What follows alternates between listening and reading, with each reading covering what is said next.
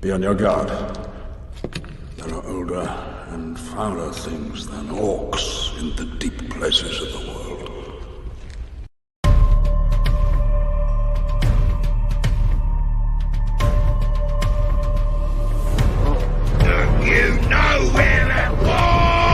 From the beginning, we knew she couldn't do this alone. Every good quest needs a fellowship.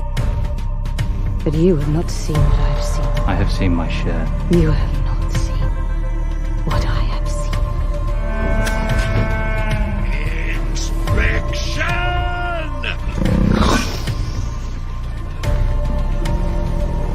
We don't change anything, but we interpret everything in this incredible, unique way. Everyone was cast because they were the absolute best person for the role. Second Age is the great unfilmed story in Tolkien's entire Legendarium, with the Forging of the Rings and the Last Alliance. And we felt that that was the story that deserved to be told. There is a tempest in me. It swept me to this island for a reason. They cast you out for deigning to beg them for a few petty soldiers. What will they do when you tell them that you are my ally? When you tell them that Sauron lives because of you! Oh, Owlish, beard! Enough with the quail. So, give me the meat and give it to me raw. Looks like meat back on the menu, boys!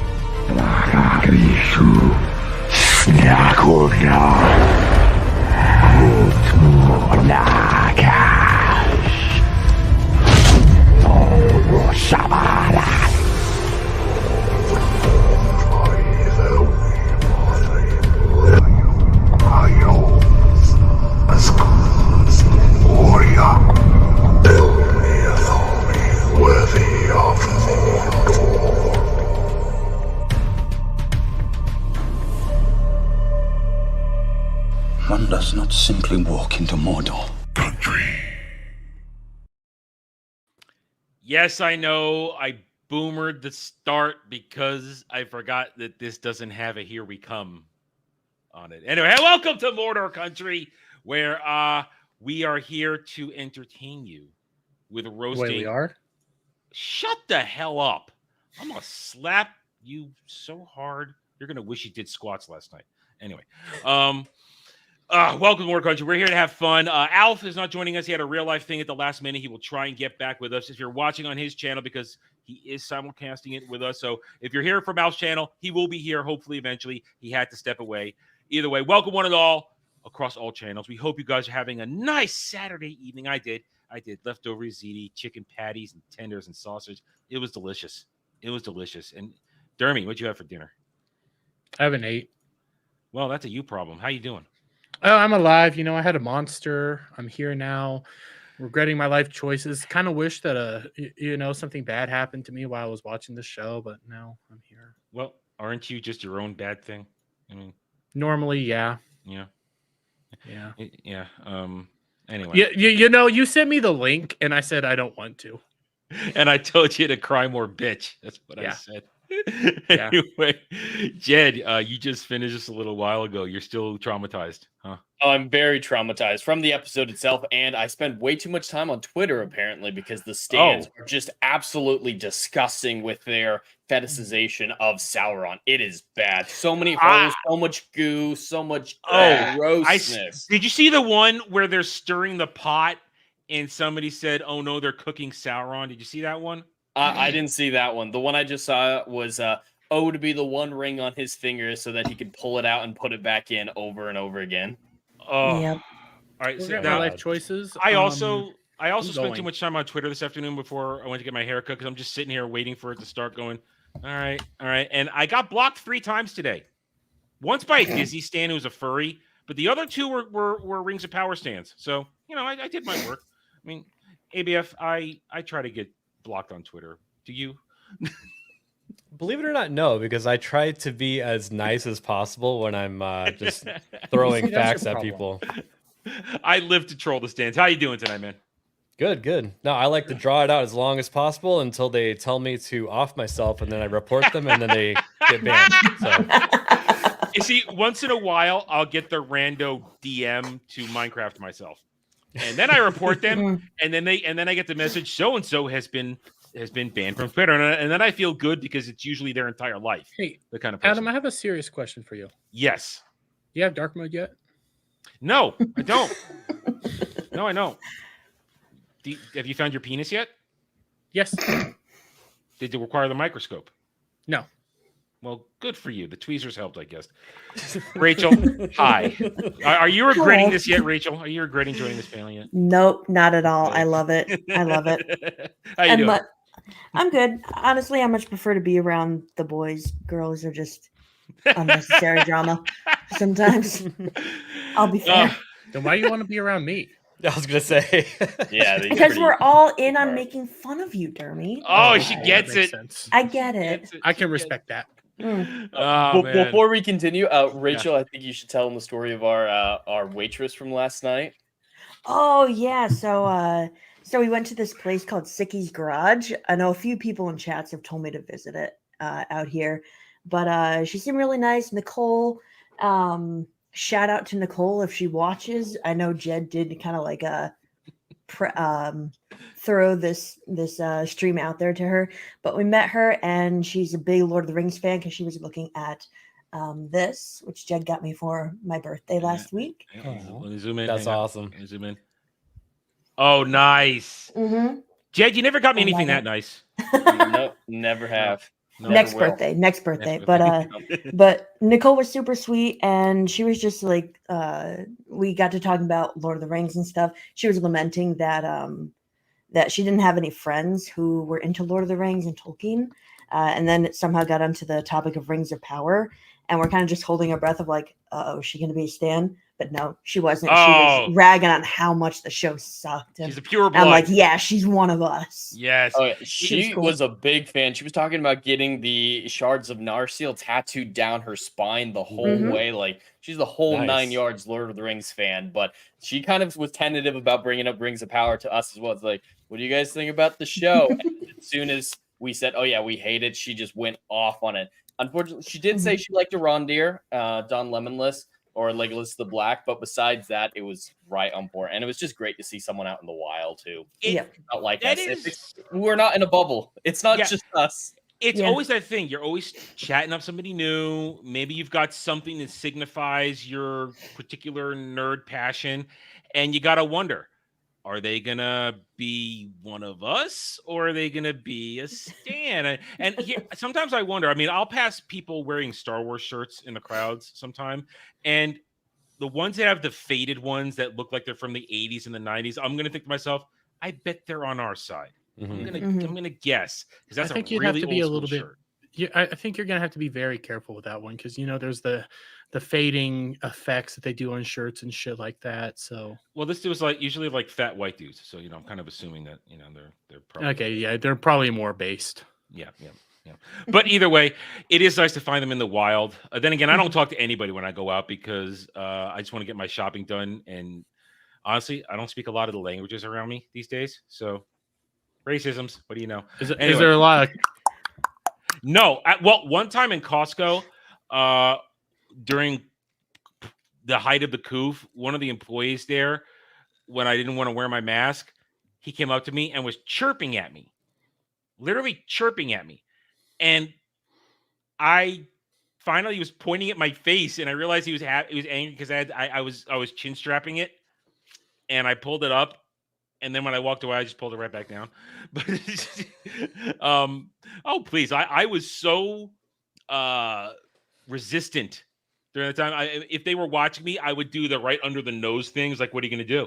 What are you going to do? You going to stop me? I have it on. This is under my nose. I resisted that so badly, but that's the closest I've ever heard to click, clack, clack. Other than that, it's mostly a lot of variants of languages I do know or recognize. They're all around me, and I'm a racist, and I can't understand what they're saying. So I'm frightened and afraid, and I want to come home to my incel dungeon surrounded by the things I know and understand, because apparently we're all incels because we reject this stuff. Anyway, right. Hail and howdy to everybody across all the chats. We are happy to have you here. Hit those like buttons, subscribe to the channels, and let's get started, because guess what? Rings of Power is it with the penultimate episode now upon us. This really is a true masterpiece of failure. I mean, you realize what goes on in this episode. I called this episode, when I got started my review, it was a schizophrenic mess of the different plot lines and characters. They're just trying to rush through. I mean, literally, I replied to a particular stan last week when he was going, Gandalf, not Gandalf. Of course, he didn't call him that. Gandalf, not Gandalf. He said such a great character art and so much development, especially this season. And I did the check. Dude's been on screen for less than 30 minutes in now, maybe just over 30 minutes in 6 hours of television. He's had like 30 nothing's minutes of screen changed for him. Like Tom Bombadil in this episode says, "You failed all the trials thus far." What trials has he gone through? Yeah. I guess not. I don't fucking know. I was about to make he some saved sort of the weird Harfoots joke at the end of season 1, so that would be passing a test. That's the defeating the Nazgûls is the best thing I could think of that was a trial, and he definitely passed that. Yep. And I mean, he made it there. He made it there. Yeah, he walked to Rune. But he's done nothing, and he's in this episode for less than 5 minutes, maybe 5 minutes if you include both scenes. And it's just we'll get there, but I do not understand how the stands will happily and so blindly say that all this stuff happened when it didn't. It didn't. Nothing happened. All right. Anybody want to have any opening stuff before I hit the play button and we get into this? Anyone want to make another opening statement? I'll give you guys. I made a whiskey drink to get through this. I should have done that. You know, I have Crown still just sitting right next to me. Yeah. Do you want to open the door for Hiccup Dermy? I don't know. It'd be more entertaining than the show, man. We might need it to rescue us. I mean, can you get to Hiccup Dermy this fast? I mean, it probably would be dangerous. And still get to Chatterday? Probably not. I Probably could not. super chat the "Would you do anything?" text. If you super chat that, just reading it normally sounds like I'm Hiccup Derby because I'm retarded. Hiccup Derby is just retarded Derby on steroids. Oh man. All right. Whew. Okay, so here we go. And and hail this. GCA only 2 away from 600 subs. Let's get that done, guys. Let's get it there. Oh, yeah. Let's get it there. Let's keep moving. All right, so here we go. Let's get it started. I love this. So Legolas the Black is in this for a minute as he frolics through the forest. Oh wait, I haven't sped it up yet. Shame on me. Yes, please. We got to the love of God. Yeah, I Yeah, forgot. otherwise we'll be here 4 hours. I know. We don't want to do that. We don't want to do that. Okay, there we go. So now he's really frolicking through the forest. Frolic. Jed, don't you love the coincidence? He just happens to come upon orcs who have a map to show him it's exactly very where he wants to helpful. go. Yes, supposedly these are orc deserters. I have a theory. What? Yeah, he's right. He's absolutely right. They're talking about made us go there. But I have an orc theory, but I'm gonna save it for the end. You'll need to pause this here, though, real quick. So, as far as I remember, this is Arondir's only scene in this entire episode. Yes. Quick question: what does it accomplish besides him getting a map? He searches a Grieve immediately. Like, I'm not going to check this dude's pockets. I'm going to check his forearm, and immediately finds what he's looking for. But besides that, what point does it serve? We already knew he was tracking them, so if he finds them in the next episode, we can infer he tracked them. We don't need the map scene. What else does it accomplish? It's how quick he's traveling. His He's fast traveling travel very, very quick. No, you know what it Best is? He's working for Adar. He's actually hunting down the deserters. No, maybe that's trying to keep them in line. What I think it's supposed to do is supposed to be, why is he going to show up next episode? Oh well. I've seen the trailer. He's gonna get all kinds of action next episode. He's gonna be awesome. Yeah, they just need have an him excuse. there at the siege. Yeah, he's gonna make it there just in time. They need to have all their elven kin come together. Yeah, and they all got to be there for the Right epic now. showdown that's going to last like 20 minutes probably. But I just want to point out how poorly designed this fight scene is. So he sneaks up on these random orcs, happens to find them. They walk past him, not a big deal. They're getting away. And then an orc sneaks up on a wood elf, jumps down, he dispatches it. And then the 2 orcs, which were walking away that were a good 10, 20 yards away from him, teleport to either side of him. How did they get there that fast? A, and B, how did the one guy flank him in that amount of time? It's entirely ridiculous. Orcman karate. Is that a thing now? I'm making it a thing. I've been watching One thing? Piece a lot, so I thought Fishman karate and just inserted orc. Okay. What's it called, Adam? Force sprint? You do a force sprint? Oh, force sprint. Maybe. Maybe. Oh, well, listen. So you speak on force sprint. I brought this up in my review. I want to know if you guys spotted this. They really leaned on Star Wars heavily in this episode with a couple of the speeches. Didn't hear that. Oh, I'll point it out to you then when we get there because I heard it loud and clear. I have a question. Do you think this was their Juicy Smollett moment? We got two orcs coming up on a black man. Mordor country. Yeah. We finally got it and we missed it. Yeah. This is why the entire show, This is Mordor, was created for. Yeah, this moment, and we missed this moment. Thanks, Jeremy. I guess you, Jeremy. I guess you've served your purpose for the evening. Yeah, I have a few more. Don't worry, they're gonna get worse. You just earned your keep tonight, Jeremy. Good job. All right. So he's gonna, like Jed said, he's gonna reach in there and just go right for it. Because he sees it just tucked in there. And it's like, no way, that looks exactly like a map. Oh, it is a map. Oh, it is a map. It's exactly ready to go. I have to frolic It was away. so dark that I couldn't tell what he was looking at. I didn't know it was a map until Adam said it a minute ago. Yeah. I just couldn't see anything in this episode. All right. I had to Here's turn my the brightness up on my phone because I'm not. Here's my favorite I'm part. so given up. Here's my favorite part. So now we got Celebrimbor. They're struggling making the 9 rings, and we're gonna learn they're out of mithril and all that kind of good stuff. And he's yelling at everybody, "Get out!" And now this supposed breakdown of Celebrimbor, where he can't even remember chick who's hotter than Guy Ladriel's name. Has his downgrade from intelligent person to blithering idiot been chronicled well enough in this? Oh God, no. Not really. I was trying to think about it because it kind of just came up randomly last episode, and now we're all of a sudden he's borderline about to start talking to himself. Like it kind of feels like they're trying to do a Bilbo moment. Maybe like when Bilbo's like freaking out, going schizo. Well, what they're trying to show is that Sauron's playing little mind games on him, making him think that he's going crazy. Yeah, I think that's what's going on. But then here we go. First of all, it was a toxic relationship. When I look at this, is something about the Ring Forge just looks wrong with that molten just sitting there. It just looks completely wrong to me. It looks fake. too it's too CGI. All right, so Sauron, go ahead.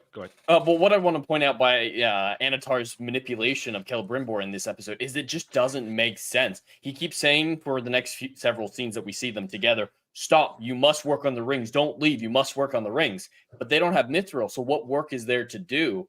And he's just making him crazy so he can't do his work. Doing sketches later. That's what he's actively making it so Celebrimbor cannot do the work he wants him to do. Every single manipulation he does, it just makes it harder for Celebrimbor to do his work. It's completely counterproductive. You guys are getting it all wrong, okay? This is an example of a very toxic relationship. The only problem is they have the genders reversed. You mentioned that. We get our favorite line here. He comes in and he's going to sends everybody out, and he's going to reassure him with how Celebrimbor, it's okay to be so into your work. Or you were going so deep into it. Coming out again has become an incredible burden.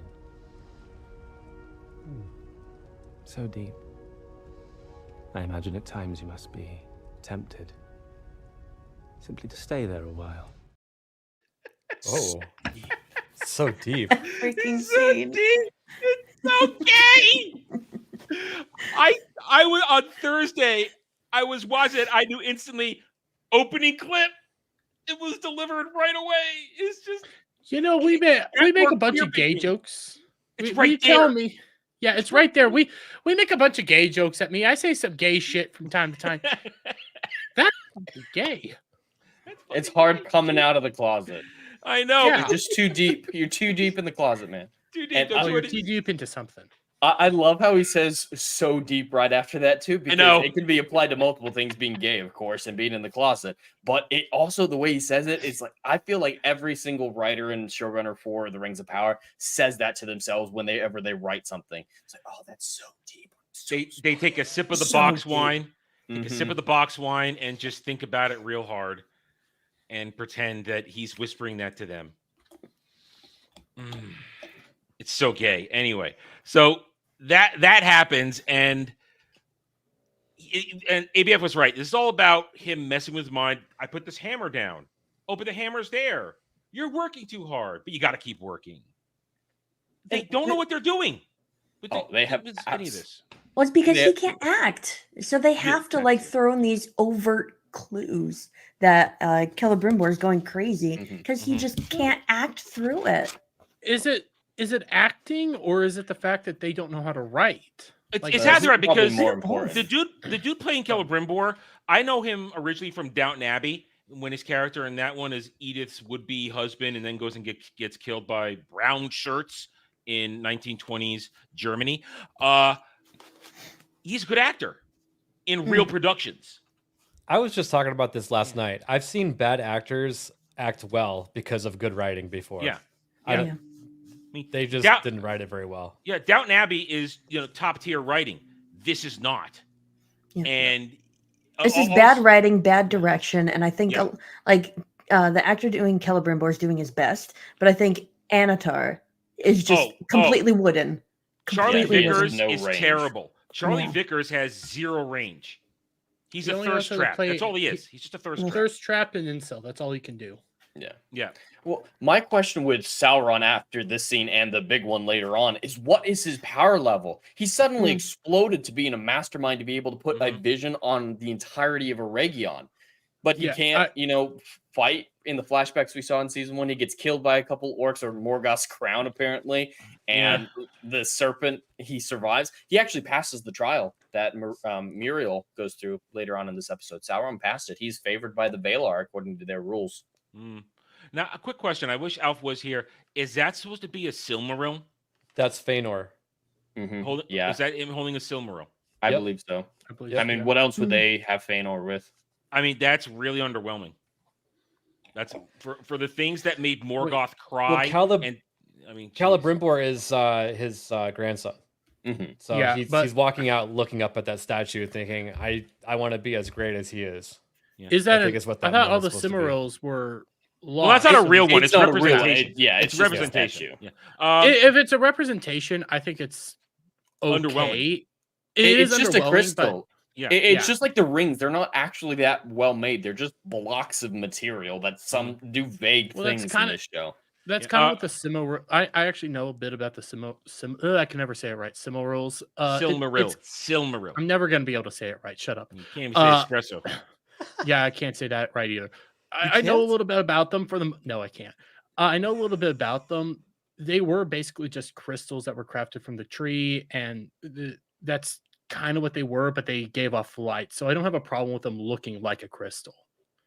But it should probably have maybe magical light coming from it, but it's underwhelming. And to Jessica's question, yes, he was in Downton Abbey. As I said, he played Edith's suitor who gets her knocked up before, and because he can't marry her because his wife was in an insane asylum, but then he moves to Germany to try and become a citizen there so he can get divorced, but then he gets off camera Minecrafted by brown shirts in 1920s Germany, and then he is in there. So that's who he played. He played the editor of the publishing company that Edith goes to work for in London. Yes, I watched Downton Abbey. It's right there. I love it. It's glorious. Anyway. What's up, Jess? So I just found this underwhelming that's supposed to be representation of a Silmaril. I found it underwhelming. So now Sauron's going to come out, and he's telling everybody, "I'm in charge now, guys." Now, before he went in there, he said, "Your people, the people of Eregion, want to hear from you." I mean, all 15 of them? Yeah, that's the entirety of it. The thing that stood out to me in this scene is, so the people are asking to see Celebrimbor in this big open form, right? But the purpose is to tell him about the missing tavern folk and the body they found in the river with the "where is he" carved in his chest.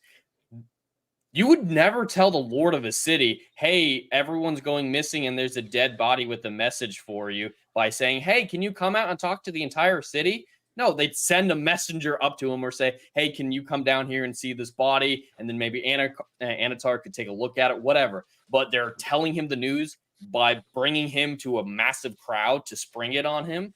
Yeah. There's no way that anyone would do this. And is it just me, or is right now Aregion just feels small So to you? small.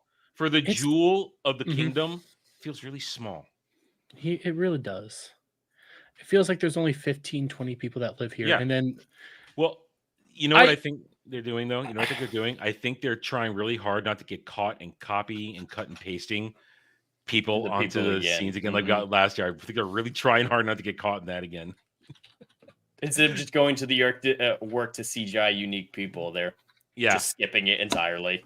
Yeah. Well, also, if there's only like 20 people, then how is this battle supposed to last 2 episodes? I don't know. I wish Alf was here because I wanted to ask him. I guess we'll get to ask him next week. How I do believe the siege of Aregion lasted a very long time because it was kind of a stalemate. Region's defenses were strong, and they just couldn't get past them. And Elrond, who was supposed to already be there, kept them at bay. So the way the rest of the scene plays out is just so retarded, in my opinion, because they go like, well, we weren't getting a bunch of these people coming by, so we sent out a group of people, and only one of them came back. But we found him in the river, and he has a weird message written on him. In we don't know Mordor what the speech. in Mordor speech. Yeah. And we don't know what the heck's going on. And then you get Sauron just walking up, the thing, and you see smoke in the distance. Like, huh. They're right outside. You can't tell what's going on. Well, what was written on the body was the title of the episode. Where is he? Yeah. And she asked him, what did it say? Where is he? Now, of course, he's going to placate her. And I didn't focus on this part too much in my review, but man, this just shows how stupid every single citizen or, I guess, close personal acquaintance of Celebrimbor are. I mean, is Sauron manipulating them too? If he is, they're not really doing any job of showing that he's putting the whammy on them too. Well, he just fired them, basically. So they're not actually doing any work for him. But if he is manipulating them, he did the most terrible thing in this scene right here. There's a really easy way to manipulate everyone here. Apparently, he's the only one who knows black speech, or at least enough that she asks him what it says. Why does he tell her the truth of what it says?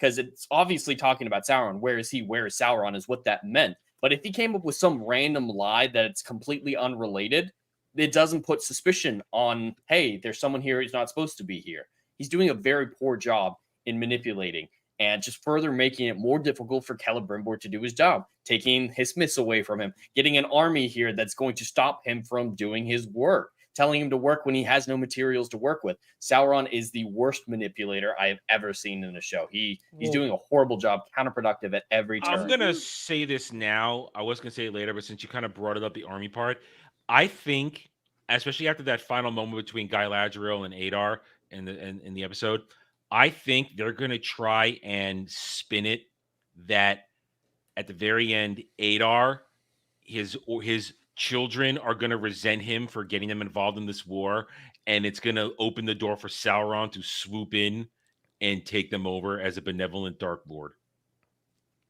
I think they're setting that up. That was Sauron's plan all along. I need to remember who can read black speech or dark speech. Maiar. Okay. I mean, Gandalf can. Well, real Gandalf can. I was more meaning like in this timeline, because if it's speech in this timeline, nobody, because if it's from Mordor and he knows what it is, how wouldn't that be revealing himself? I don't know what I get. Once more, we would need Alf here to pin this one down for us, but I mean, I'm sure black speech isn't just Mordor speech; it's black speech, maybe originating with Morgoth.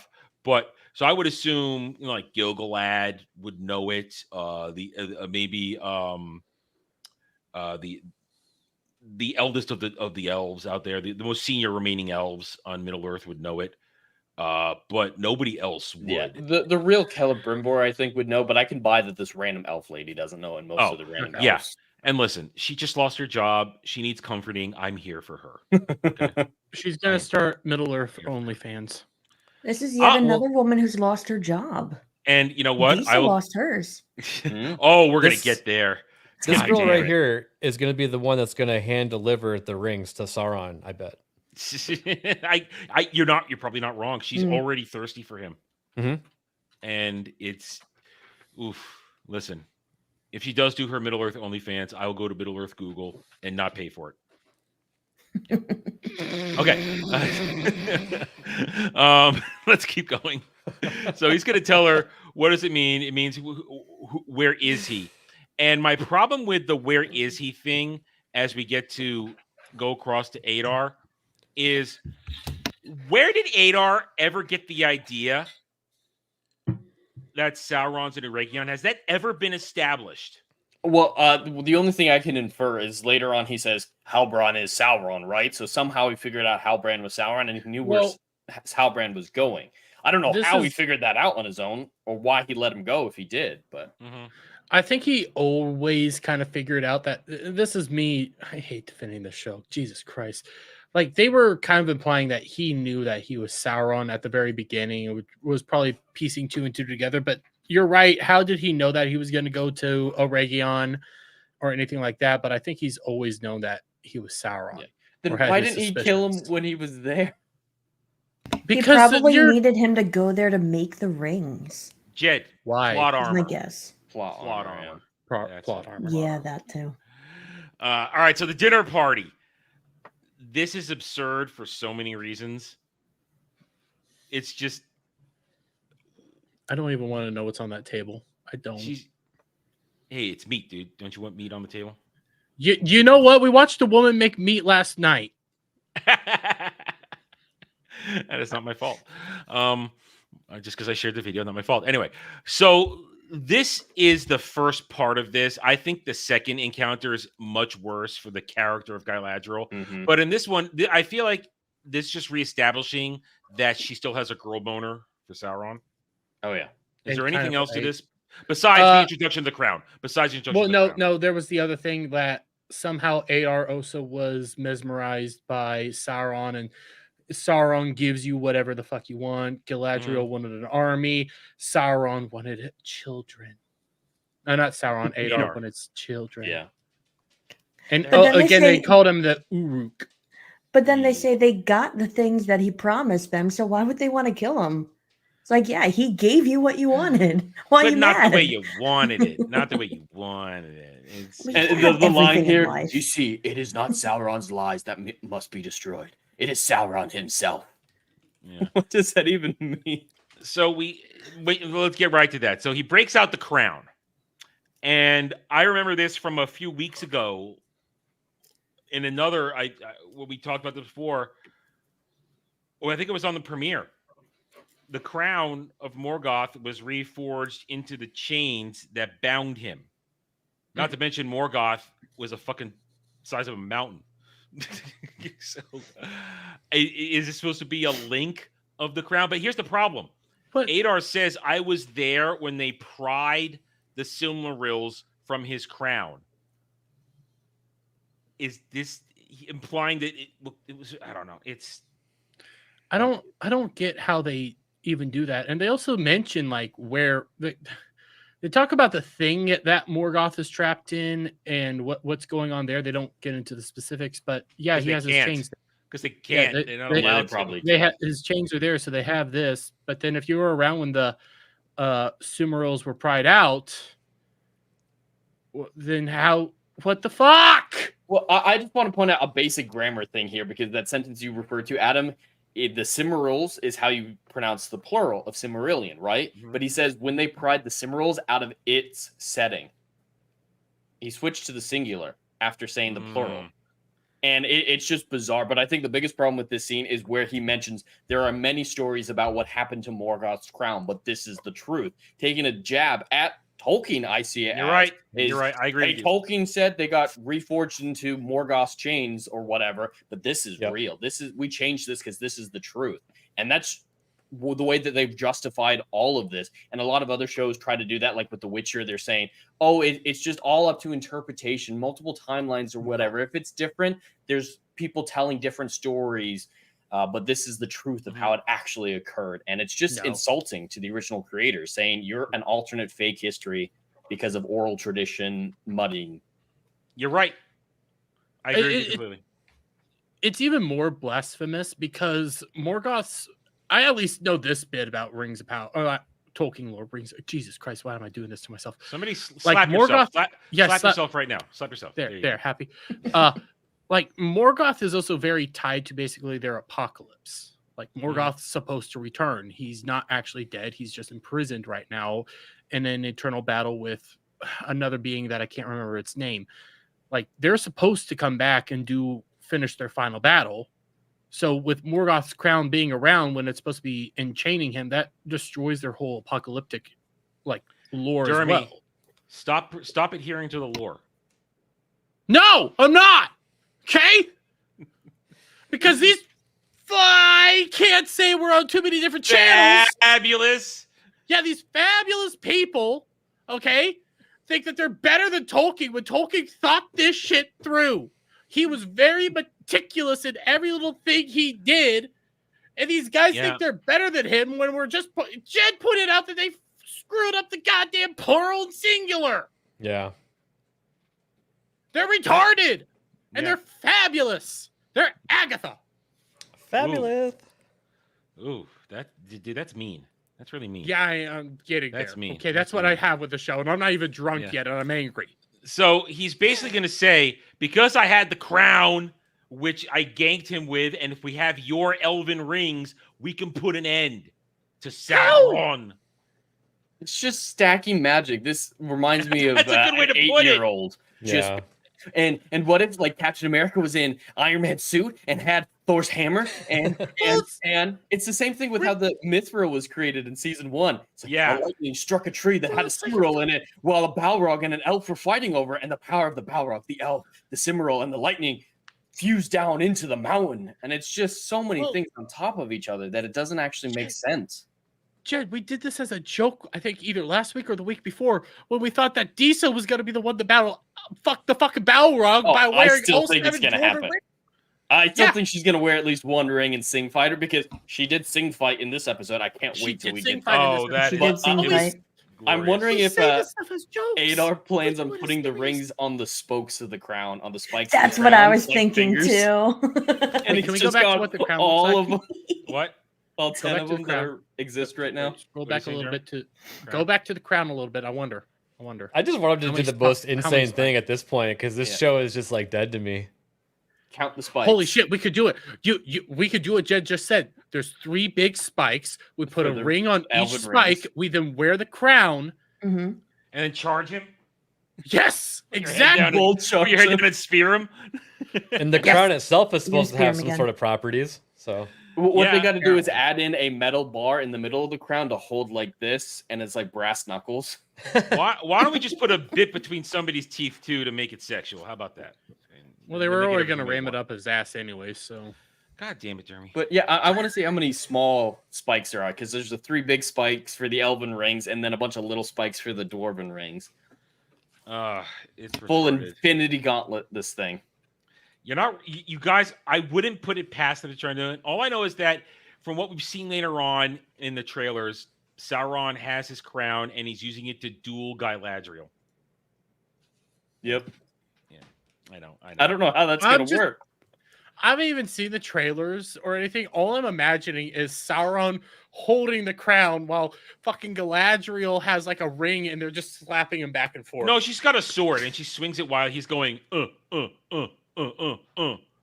Anyway. That's even more retarded. You know what time it is? It's time to make Numenor great again. Let's go. Let's go. The Trial of Elendil. The trial. The Move Trial of armors. Elendil. It makes me laugh every time. I'm sorry. So, make Numenor great again, Farazan is passing judgment. You're guilty. You're guilty. You're guilty. Yeah, he's like, you've been banging too many goats. He's like, no. No. But now Farazan has a great idea. Since he's one of the faithful, we're gonna judge him by the faithful rules, and the crowd goes, no! It's like a wrestling crowd. Boo! Oh, they're ready for blood. This crowd is not the same crowd we've seen in any Numenor scenes up to this point. Oh, no, wait, no. You know why? Because I still have the clip here. It's these guys right here. They took our jobs. Yeah, they did. Took our jobs. They did. They took our jobs. They took your jobs. They took your jobs too. They think you're jobs! They think you're jobs! They think you're jobs! Your jobs! Yes. Damn, that crowd. It's that crowd. The thing that bothered me here is Elendu was asked here, hey, renounce your crimes and swear fealty to our Pharazôn and you'll be forgiven and released. So he accepts the first thing, though. Denounce your crimes. If he's going to stand up and be brave, whatnot, that's fine. That kind of makes sense with his character at this point. I mean, as much as anything can. Just do that up front, then. Why admit to crimes that you are being falsely accused of, only to then stand your ground to the next question? Just stand up at the beginning. Because this is a wrestling promo, and he needs to, gesticulate, "You're the traitor! You're the traitor!" And needs to set it up and he's got to do keep his face and make sure that everybody knows that Pharazôn is the heel. That's why. It's so dumb. Then don't include the first question. Start with, swear your fealty to me and we will forgive you. Mm-hmm. Yeah. This whole added question is, do you denounce the crimes that you are accused of? It's like, I do. Yeah.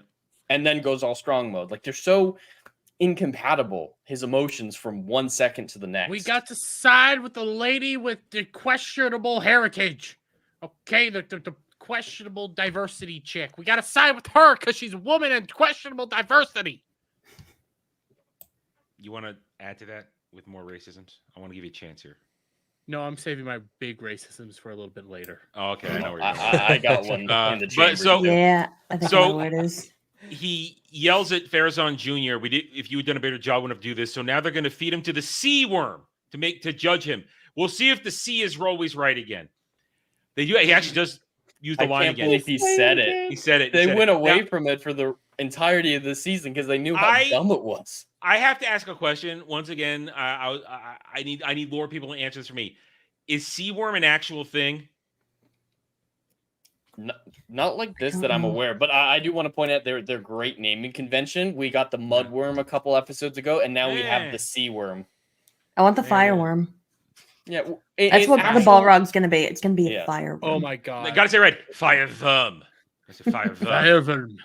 But in actual Lord of the Rings, we have great names for these monsters, like Balrog, and then they just come up with it's a mudworm. You have Balrog, but then like your least conventional one is the Watcher, but that's like a more descriptive term because they don't even know what the fuck it is. Mm-hmm. That's why it fits so well for the Watcher. But then the Balrog is wonderful. Smaug. You got all these great fucking names. Mm-hmm. Sea worm. The sea worm. No, we got the Earthworms, Legatus, and the Hobbit for 2 seconds for no reason. Anyway, so now we get a moment with Gandalf, not Gandalf. And he's undergoing his training with Tom Bombadil for dealing with the sacred fire. Now, here's my first instance where I say... it's not sacred fire. It's secret fire. Secret fire? It's secret fire. It's dumber. The subtitle said secret. Yeah. Well, it's even dumber. Anyway, it's purpose. It doesn't matter. My purpose of my comment remains the same. When I was doing this and I watched it, and I mentioned this in my review, this feels like this whole situation, this and then later on at the Orchard of Dead Trees, I feel like they took this right out of Luke and Yoda on Dagobah, where Yoda is where he's trying to say, I need to master this thing, and he says, no, the fire isn't to be mastered, isn't to be mastered. I feel like it's basically ripping off the Force is your ally. That's what I heard. I feel like they were lifting. It's basically an exact conversation Luke and Yoda have about the Force on Dagobah.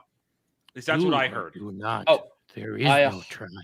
I 100% agree, especially with the scene we get later choosing between a vision of his friends dying and continuing. You're there. Thank you. Training. Yep. This whole sequence is Yoda and Luke on Dagobah. Yep. Thank you. You reached me. You reached me. I reached around you. Wow. Wow, Jed. Why don't you buy me a necklace first, and then we'll talk. Okay. That escalated quickly. It's been a long time. Anyway, now this is just more Tom Bombadil mumbo jumbo speak, trying to make him sound special. I'm just gonna say this. Just give me Tom Bombadil and Gandalf. Like it's awful, but it's like the least amount of awful. I'd rather have this. That or make Numenor great again. Those are the two tolerable things. I do want to reply to Monty here since they're catching up from earlier in the discussion. What I meant, I didn't mean that was wrong. I meant that, first of all, that Adar was there is retarded, and also that he's basically implying that that's the crown. That was what I was talking about. I'm not arguing that, of course, Silmarils were pried for Morgoth's crown because that's where they were when he stole them. I'm saying that he's basically implying that this is the crown reforged for Sauron. It's just that's I think he might be addressing my grammar comment though. With the Silmarils were pried from its setting, then it's grammatically unclear if he's switching over to talk about the crown as the its. But in traditional sense, when you're forging something, the setting is what is being put into something else. You don't say the wall setting; you say the item that is in the wall. So it would still be this plural going to the singular. Incorrect. After Tom Bombadil does some stupid shit, now we get the only little bit of Frodo, Nori, and Aunt Jemima Mammy. I gotta be honest. I timed out. I basically quit paying attention through the majority of the scene. All I know is she's talking about a tree. It's based. I can tell you in 30 seconds. This is our home. I was born in this home. My husband died in this home. I don't want to leave my home. The end. Which that's it. We could gather from previous episodes. Yeah. All I'm gonna say is, like, I knew the tree and like I was watching, but I blanked out, and then I looked back, and then Fatty and Diverse Dude are kissing, and then I blanked out again. Oh, this is so. All right, let's go right to that because this doesn't matter. She's like, I want to help. You don't have to help. This is disgusting, right here. Yeah, not my because it's entire interracial. It's because first my of all, entire notes is just nobody lol. I didn't care about this scene whatsoever. Yeah. It feels like Poppy's taking advantage of him. Like he can't consent. I blew past this in my review because I was just so I wanted to get through it so quickly. He gives the backstory of his name, and it basically gets revealed he hasn't had a name for literally 95% of his life. His parents first named him 2 years ago. Because they're so indecisive. I did not even know that. Like, literally, my rage for these creatures just like spurred. I feel like feels like a predator. Oh, I feel like this is setting up the whole, like, my parents are indecisive, but I'm going to be decisive about wanting to be with her, and she's going to go with Nori and start the Hobbit somewhere else and find this oasis. And so I'm going to go with her. I'm going to be the first in my family to decide that. I believe that's what they're setting this up for. This setting works really well, especially if you start noticing, like, most couples like this, in real life. Here's the thing. Diverse and fat. Here's the thing. I can smell both of them across the screen. Secondly, she actually says, did you eat lizard when was the last time you ate lizard for dinner? Gross. Ew! They don't have crest. I mean, at least go medieval and take bark to brush your teeth like they did in medieval England. Like, you see, at least do that. Dude, these things are hippie, disgusting, cannibalistic monsters that deserve to be destroyed. Mordor is the correct side in all of this. This is nasty. It's just who asked for this? Who asked for this? Is that screenshot? Oh, he's tasting a lizard. He's tasting a lizard, and it's disgusting. He wants. You know what? I don't even want to say that because I almost threw up myself. Yeah, pretty gross. Okay, this is the last we're going to see of Nori and Barry Muncher for the episode where Nori's questioning everything she did, and then Poppy's just going to say, "Well, if you didn't have your beliefs and helped Gandalf, not Gandalf, everything would be bad. So stick to your beliefs. That's it." Anything else? Yeah, it's not accomplishing anything. And this scene is what I want to bring up a comment on the entire episode. How much of it is important? Pretty much all the storylines included are completely irrelevant, don't progress anything that we need to know. There's this scene here where you could gather all this from other episodes. The Nori stuff, we know they don't want to leave. That's what we accomplished, is they don't want to leave. Well, we already knew that, so cut that out. Oh, Arondir's tracking the orcs. We already knew that. Cut that out. Pretty much all the storylines have at least a significant portion of them that you can do that with. So it's just a waste of time. I feel like you could 100% skip this episode and not be worse for wear. Yeah. So like this scene right here, He actually quotes, "Many that died deserve life, some that deserve death. Who are you to give that to them?" That's the exact thing that Gandalf said to Frodo in the future.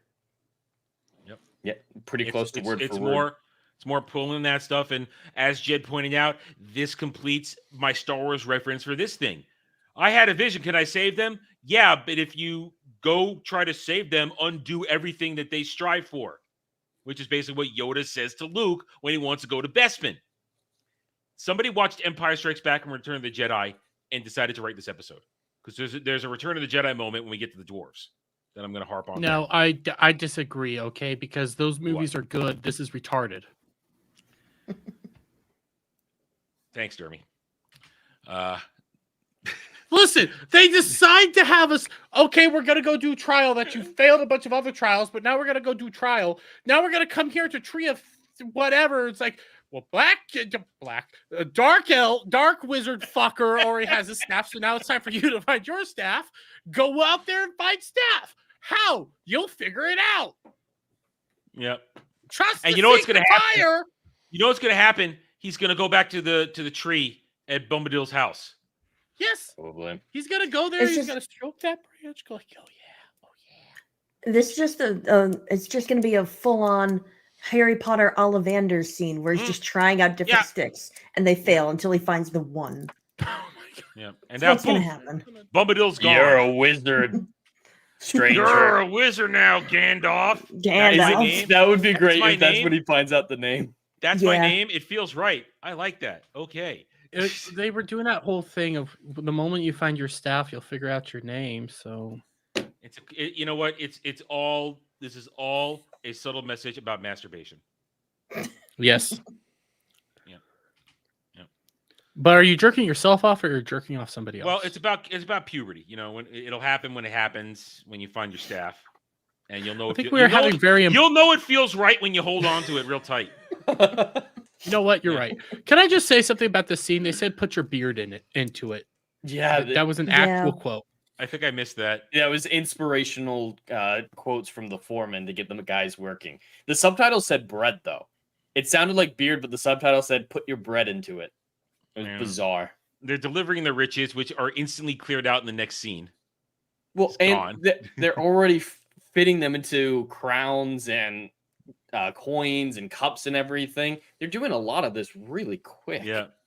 What's the time of this show? We Shit, cut you're right. the lateral conversation in all half, and so much is happening in that conversation, in between that cut conversation. How much time has passed? Anatar gets to and from Khazad-dûm. Well, listen, he is Sauron. He can teleport. Okay. Well, at least enough the people around him can take it seriously. Yeah. Wait. I'm even more confused now. So Gold's disappeared because of bad editing. Where the fuck's Sauron? He should be right there. Are they gonna try to argue? He's right here. He's right here. He's right here. You would see him, you fuck right tart. Everybody would fucking see.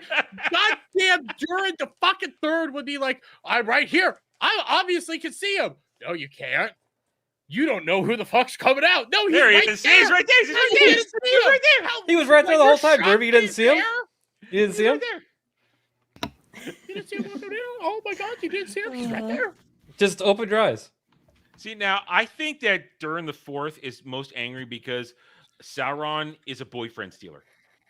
Mm-hmm. And he's afraid when Femron comes back, he'll only have eyes for Sauron too. Just like Celebrimbor. That's what I feel like. This isn't anger at his dad. This is anger at don't you take my boyfriend. Now, I find this whole speech here, we need Mithril. Can you give us Mithril? And when he says no, after he goes very bad, I don't want to skip by it though. When he tells him when he rejects him, because I want to freeze it right on the moment. When he says no, you're not gonna get it. Here it comes. Wait for it. Fuck that. Yep. Why? Yeah. Fuck that. That is. So it's like basically, hear me, Balrog. Wake up now. That's what I interpret this as. So that's what's happening. Yeah. Sauron is trying to make a timber deal so that he can anger the Ettins and also wake up the Balrog from them overmining the mountain. Yeah. At the same time. I don't like this scene because it's implying that the Balrog is fire when the Balrog is shadow that looks like fire. Yeah, Oh yeah. it's true. It's retarded. And are they also saying now that the Balrog is going to wake up because Sauron told him to in That's revenge, what I rather interpreted than it as. because it's the dwarves who delve too deep? I interpreted it exactly as that, Rachel. I interpret it as Sauron is now telling the Balrog, "Hey, little buddy, it's time. Hey, Come little on." buddy. Hey, little fella. What's it been doing since it woke up at the end of season 1? Do you really want me to answer that? Yes. Masturbation. He's been asleep for a long time. All right. Does that mean he caught a shiny, or When is you he wake, just like listen. Cloud? Whenever we wake up, it's a wake before we are. Okay. But So Adam, here's a serious question: did he finish, or is he like Cloud? why don't you go check for us? Okay. Okay. Nobody else gets the joke but you. That's the sad thing. I think ABF knows that one. So Observe says that some say he noticed / felt the Balrog just get summoned. Yeah. Yeah. That was one of the things Adam was Yeah. saying. Yeah, he Yeah. said, "Hey, buddy, it's Okay, I got you. time." Yeah.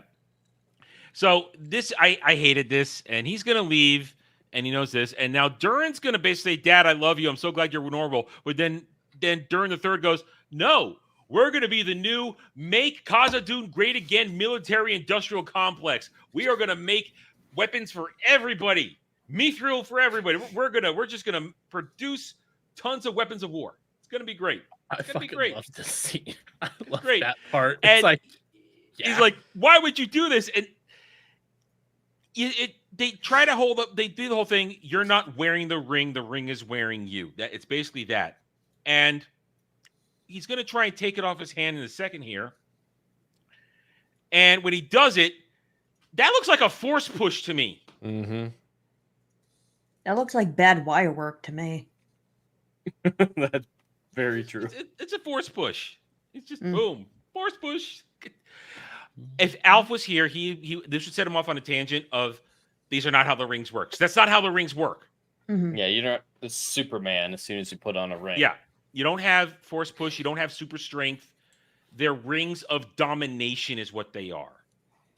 The rings of they're rings of suggestion and stuff they're like meant that. to dominate you, huh? I am going to hurt you one day. That's what he wants. I know that's the sad part. Liz, is your dermaranth wig anywhere near you right now? Are you touching it in any way, shape, or form to talk like that? Oh God. Yeah, it's right there. Yeah, I know. Oh man. I knew it. I knew it was right there. I knew it was there. Anyway, now he's gonna be all sad, and I love this part now because now it's once again time for Disa to bully him and yell at him and talk about we have to fight back against the man. We need to go and have a protest in the mine. She basically says that. Let's go have a protest in the mine to make him attack us. Peacefully and patriotically, though. Yes. Yeah, they had their full BLM Yeah, protest. Your head is in that. You're doing great.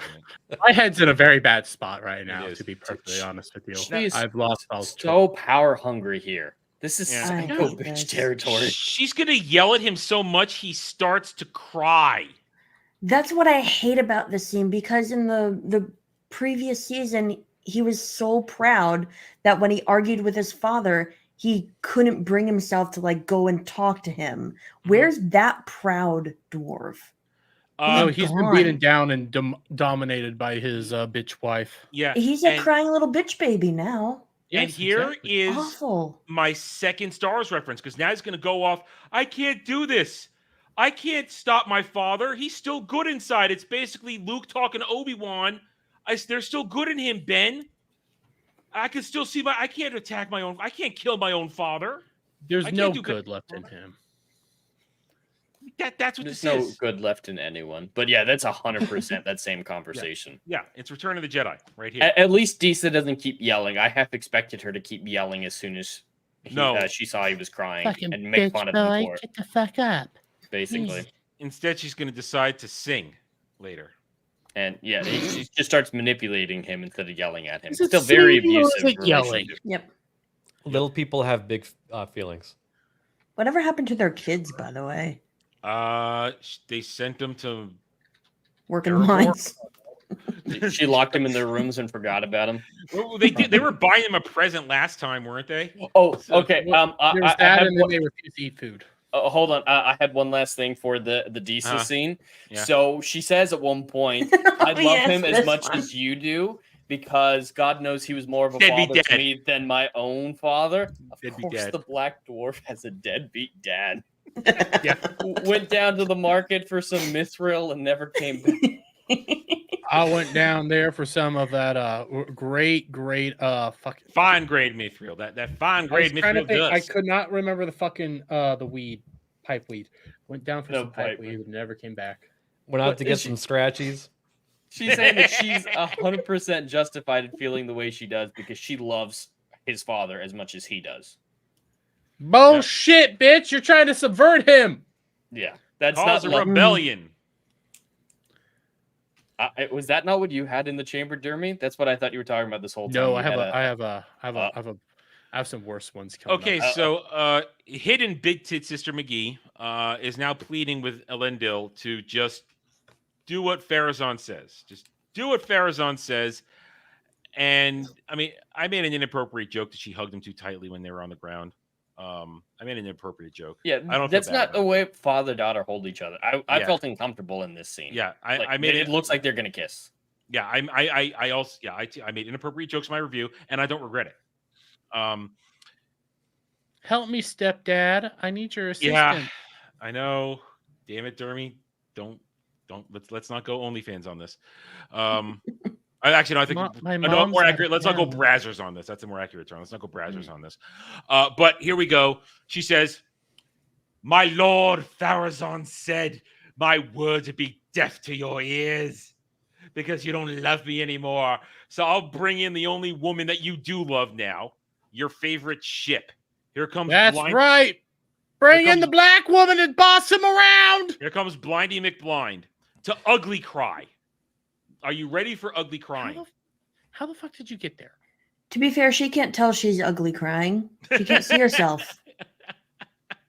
Can't you feel? I would feel the ugly cry with the snot and the tears. I'd feel it. It'd be disgusting. Anyway, this is just shipping. That's all this is. It's shipping. Do as I say. No, I have to do as I do, and it's really stupid because he's trying to be manly here. Okay, I'm going to pay for my crime, as it were. I'm going to take the sentence put upon me, and I will go and be tested by the Valar and the Sea Worm. Now, yeah, all things aside, great. All right, he is gonna go forward and be a man about it.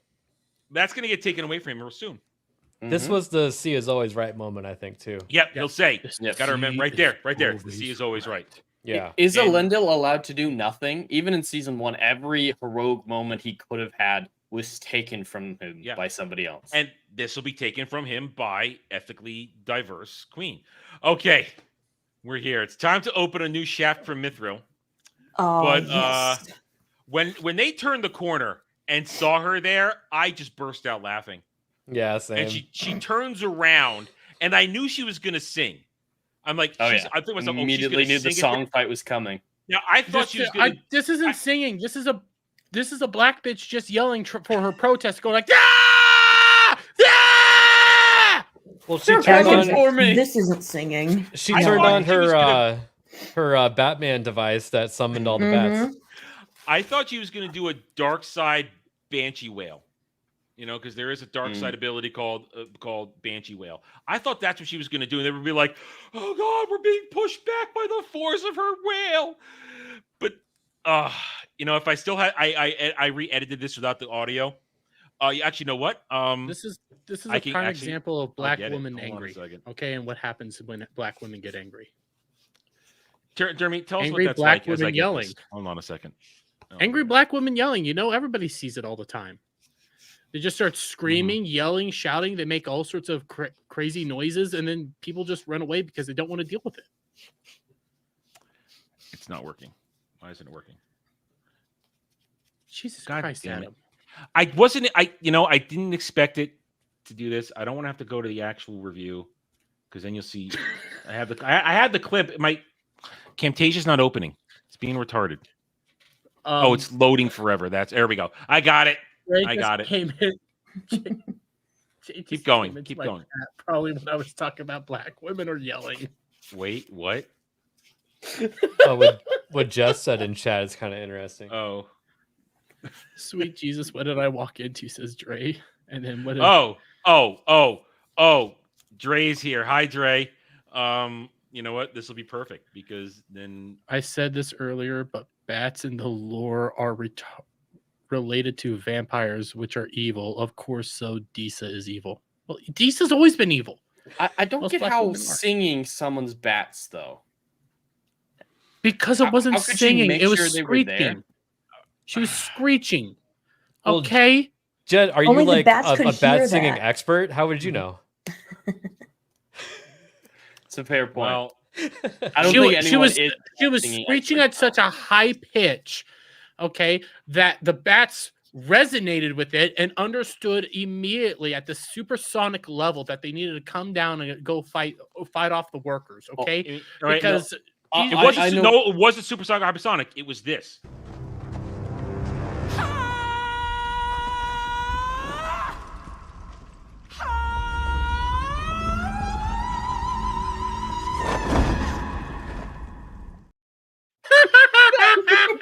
Close flirt. What is this? I think I Batman. understand. I think I understand.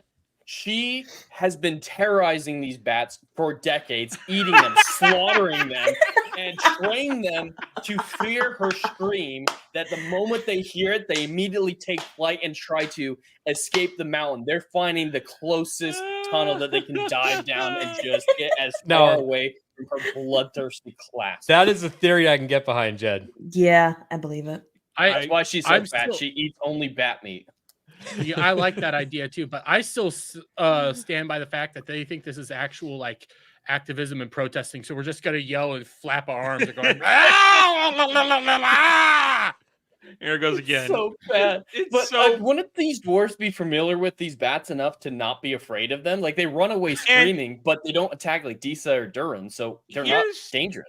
Here's the other thing: if they have been getting ready to mine this, I think they would have cleared the bats out. Yeah. Professionals. When you're starting a new mine shaft, you clear all the beasties out. You don't leave the beasties around because they're unpredictable. Yeah. There's no way that the scene makes sense. At best, the orcs should have just ignored them. It kind of reminds me of the Indiana Jones Sean Connery scene where he's getting the pigeons to fly up into the prop plane.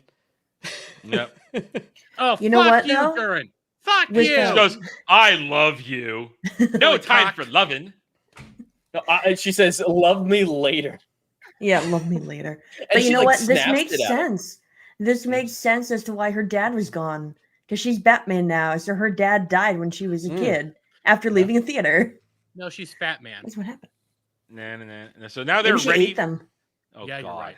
She ate her parents. Oh God. Oh Well, God, she's Big Mama. ew, she is big enough. That's for damn sure. So now they're going to be ready for rebellion, and that's it for dwarves in the episode. Guess what, guys? We're over halfway done. They're having. only? I'm telling you, this is BLM. No, protest actually, right we're about 60% done. there. Oh, here's the moment. Here we go. I have a couple of things I could need to say about this while we're in here. So we already referenced it. So we'll skip ahead. Here he comes. I'm ready to do my duty, but no, I will steal your agency. I will do this for you. Jed, you're absolutely right. He doesn't get to do anything. Not even season 1. Yeah. But I just want to point out, so the evil snake monster, ocean sea worm, that's terrorizing ships, nearly killed Sauron and Galadriel and whatnot, is working for the Valar and is able to make determinations on their behalf, and it listens to horns. Aren't there more than So, one? Is it Jed, what you're failing to understand is this. It was trying to stop the entire show from happening and taking out the It's the real hero. Yes, it's the real hero. It's the real hero. Now, is the this reality all of of our real hero. Numenor again? Just Yeah. the 20 people Apparently. that exist here. There was Now- more people in that goddamn courtroom. yeah. I just want to point out, where does the sea snake or whatever get into this little cove? I There's a little guess hole. there's underneath. A I little don't baby know. tiny hole. It's Yeah. going to use tentacles. You know, it's coming from the back door, not the front. It's gonna grab her That with water its would sea be a lot worm. more tumultuous if there was a big opening. Now, I will say this. Let's just get right to it. The CGI is not bad on the Beastie. Yeah. I Yeah. thought the Beastie looked okay. Mhm. And we could sort of see it through the The overlay. text. Yeah, the overlay. Thank you. We could sort of see it. It's not bad. But there it is. That's a good shot. It's okay. I have no problem with the Beastie. I don't know what it's trying to be. Those tentacles are all over the place. But Okay, now here's this. So, Hentai. God damn it, Dermy. Now watch this. Okay, so he's about to announce she's guilty when, of course, she's not going to be. But now they should all be goddamn wet Yes. as Yeah. that splashes up, and they altered it too. Now that I look at it, I didn't notice before. What happened to the steps? Oh, that she from the walked aerial down? view? I don't Yeah, know. you're right. That yeah, she walked I down. think What I can happened to the kind of see steps? them. I can No. kind of see them, but I don't can't see know. them anymore. Well, they should But- all be wet. Everybody's perfectly dry. But this is just proof that the freaking sea worm doesn't like dark meat. That's pretty good. But it just I'll spat her accept back this. out. I disavow, but I accept it. When I was watching this for the first time, I actually thought that there was a chance that she would come back out of it with sight. Oh, Wow. I wouldn't That have never occurred to surprised me. That never Yeah. occurred to me. But I just want to point out that scene with her under the water with the sea worm looks almost identical to the one from the But- first episode with Sauron, Yeah. staring down the sea worm. So did he pass the sea worm trial that she just went through? No, because it never got near him. It kind of went around him. It didn't actually. Well, touch it him. didn't kill It tou- him. but it didn't touch him. It touched her. Okay, Now, is wait, that now- the qualifying factor? I don't know. Now look. There's paving here. Let's go back a second. Look, That's no poured paving. concrete. There's no paving. Mm-hmm. Where did Yeah. it go? This shot's probably CGI, and they forgot to add it. You're right. Very, very. You're probably absolutely right. Because yeah, those people look fake as shit when you look at them. Yeah. Yeah. That's They not look like standees. They didn't have the money. Well, actually, they did have the money because they wasted a lot of their money for an aerial shot on a helicopter. So yeah, you're right. Where's the paving? Where's the steps? Where is everything? Anyway, all right. So she's been judged. Why and didn't now she bash her head? That was a hard blow that she just took. Jed, it gently put her down under the. Oh, okay. And it put her up pretty high up. If you go back a second, she's pretty far from the water when Elendil gets to her. Yeah. It's a very helpful sea worm. And now she's the queen of the sea. Apparently. I just Now the thought steps this- are back too. Yeah.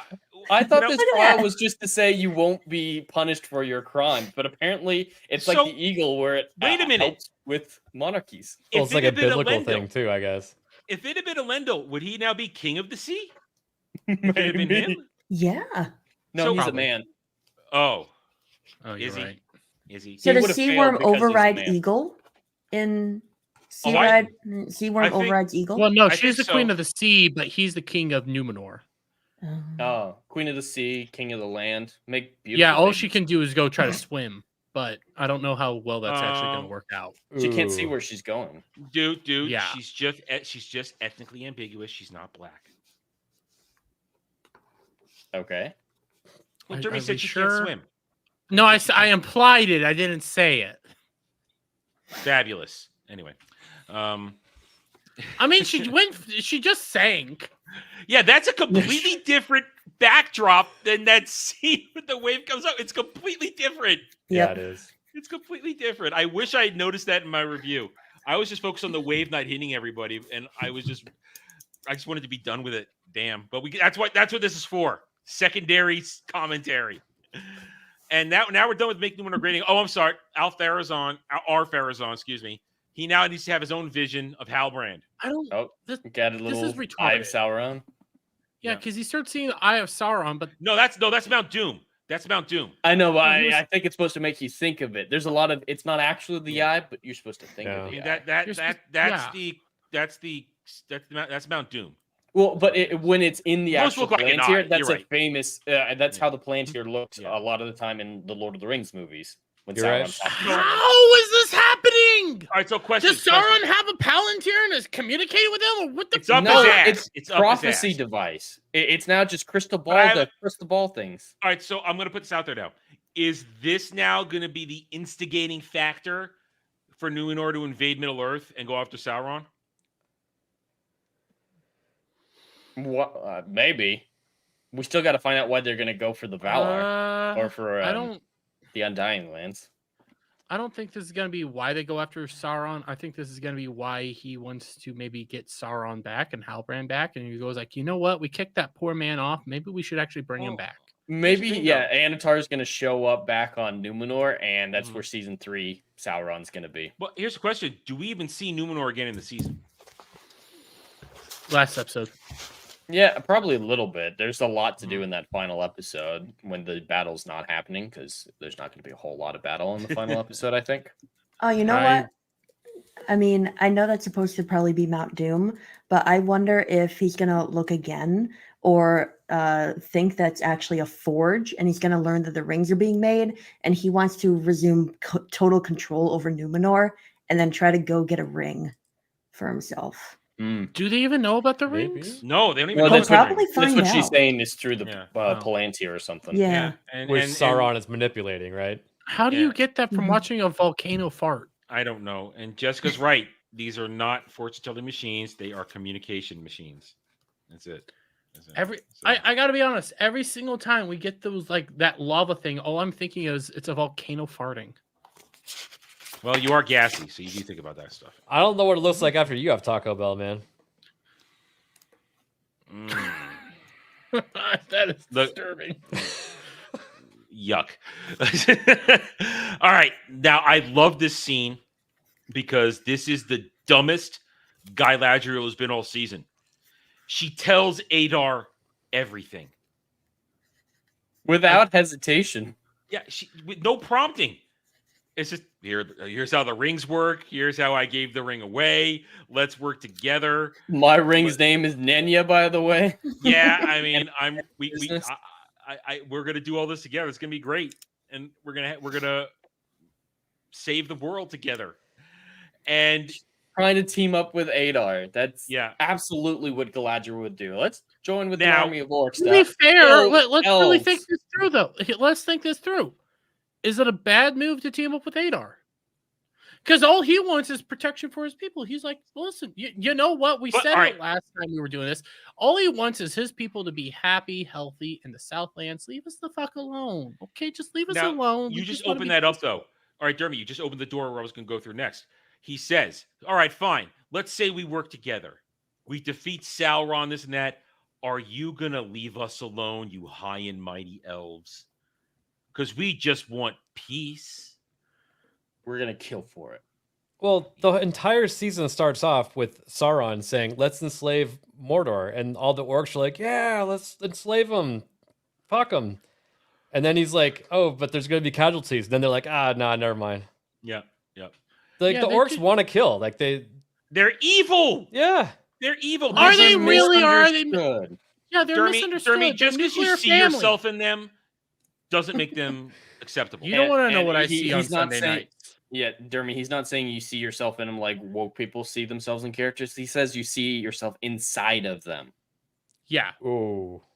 Yeah. Hey, they're bent down in front of me. Listen, I think Dermy could make it work with Orc wife who had the baby. I think you can make it work. Dermy could find a way. Finally, a woman in his league. Yeah. You can make God damn. I'm sorry. That was vicious. That was vicious. I didn't mean it. I'm sorry. You meant it. You meant it. No. Don't backtrack, Jed. Don't take it back. Don't take it back. Listen. You know the horrible things we That was say. a good one. I have to. That's a good one. And he's basically here it is. Like, what are you gonna do? You're gonna kill us all after that. You're high and mighty elves. Morally gray bullshit. Just morally gray bullshit. We need to be left alone. What's good is bad. What's bad is good. And here we go. She's now going to do the whole, you can't do it. Sauron's going to betray you. It's a trap. He just wants your army, this and that. And we got this. We got the many faces, as I call it, of Galadriel. And here, I had at least 12 screen caps because, like all of us who review this or at least watch it, we wait for the Morfydd Clark screen caps. I think these are some of the best ones ever. We look for them. And when I realized what was happening, I went back and I was just tapping the pause to get the screen caps. And these, out of the 12 or 15 I got, these were my favorite 3. I'm gonna look at the scene through Adar's eyes. There's no morphing here. This is all her. Yeah, I'm gonna look at the scene through Adar's eyes real quick. All he sees is a crazy bitch starting to freak the fuck out and say, "You're playing right into his hands. You're playing right into his hands." What the fuck are you doing? You were just calm and normal a minute ago. Now you look like this creature. I mean, what she the fuck? really does morph into crazy looking bitch. She's Gollum. She would make a great orc. Yeah, I mean, how do you get eyes like that and her fat mouth? It's like, what makes it so much worse is she's not even screaming in the scene. Like, her volume is raised, but it's not full on screaming. Like, what she says and the way she says it does not match these facial expressions at all. Yeah. I mean, She's morphed into Halbrand right at the end of season 1. His face looked a lot like that. Is this her O face? Why don't you go find out for us? You Jeremy, take that hit for us.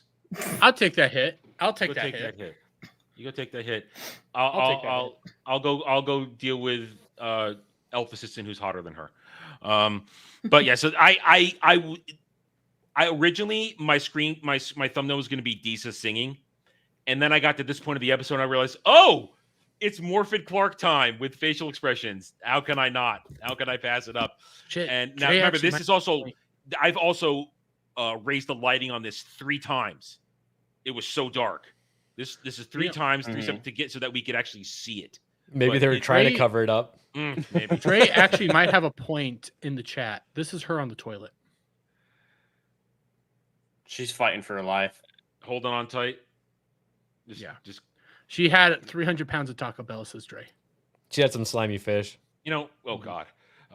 This is kind of why sometimes you need handle grips on your toilet for this kind of expression. This is why you go to the big bathroom for the handicapped people, because there's rails.